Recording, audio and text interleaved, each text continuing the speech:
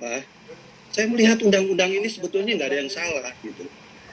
So, setelah saya kaji daripada undang-undang ITE ini, persoalannya ada di mana sih? Itu ternyata ada di peraturan pemerintahnya. Ini saya jelaskan dulu sebelum saya lebih jauh menjelaskan tentang masalah undang-undang. Di dalam undang-undang itu ada dua, ya, ada dua rumusan hukum yang berlaku dan itu pasti harus ada. Satu, undang-undang yang mengatur tentang peraturan-peraturan. Dua, PP, peraturan pemerintah.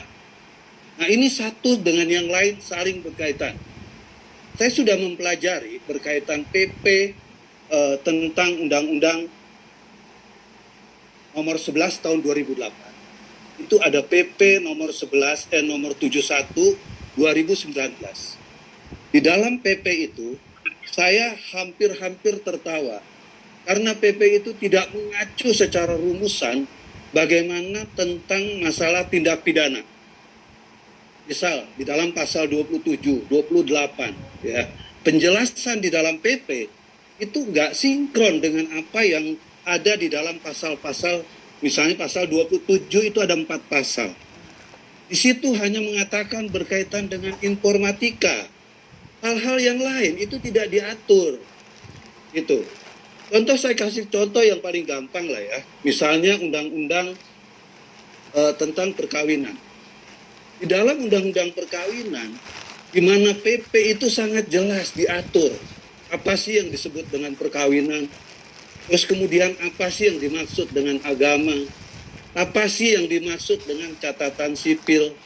Itu. Karena itu semua berkaitan dengan masalah perkawinan. Itu ya, karena perkawinan kan kita tahu harus menurut agama dan kepercayaan, harus dicatatkan di kantor catatan sipil yang tunduk kepada BW ya. Dan kemudian harus menurut agama dan kepercayaan. Itu. Nah, kalau kita lihat di sini ya, acuannya menurut saya itu kan sebetulnya bukan dalam konteks pasalnya. Oke lah, misalnya di dalam pasal 27 barangkali ini yang menjadi muatan disebut pasal karet. Dan saya jelaskan juga apa yang disebut dengan pasal karet. Apa sih sebutnya karet? Karet kita tahu ya, itu seperti gelang ya.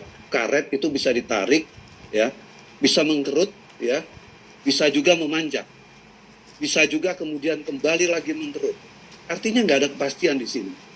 Kenapa dikatakan pasal karet? Ya karena tidak ada kepastian ini. Sehingga terjadi multitafsir seperti yang dikatakan tadi. Oleh karena itu, supaya tidak menjadi multitafsir, bagaimana cara mengaturnya? Ya buat dong PP yang benar. Buat dong peraturan pemerintah yang benar.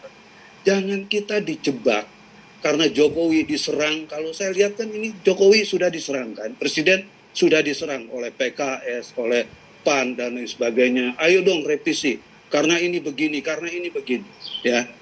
Dan kalau ini terjadi benar-benar direvisi besar-besaran, orang kita aja ada undang-undang udah gaduhnya kayak begini, apalagi nggak ada undang-undang. Barangkali ributnya 10 kali ini, barangkali 100 kali ini, barangkali setiap hari kita hanya melihat narasi yang membuli presiden, membuli pemerintahan. Bagus tidak? Tidak. Jujurlah, siapa sih yang sanggup dengan bulian-bulian seperti itu? Tidak. Ya seperti tadi dikatakan, presiden mengatakan bahwa Rocky Gerung mengatakan bahwa ada ini, presiden begini. Itu kan hanya satu orang Rocky Gerung. Bagaimana kalau muncul ratusan Rocky Gerung lain yang terus membuli presiden? Enggak juga dengerinnya. Manusia loh kita. Kita nggak mengatakan seperti tadi yang dikatakan, bahwa presiden siap untuk dibully. Saya tidak mengatakan seperti itu. Presiden sama dengan saya, presiden sama dengan yang lain. Punya perasaan, punya emosi, punya kemauan-kemauan yang hidupnya tenang. Ini yang harus kita jaga. Makanya saya bilang, ini jangan menjadi jebakan Batman. Kita mengikuti arus. Menurut saya, kalau memang kita peduli dengan undang-undang ini, ayo, PP kita perbaiki. Ya, peraturan pemerintah ini harus menjadi senjata untuk bagaimana mengimplementasikan gerakan penyidik dalam memproses perkara-perkara IT.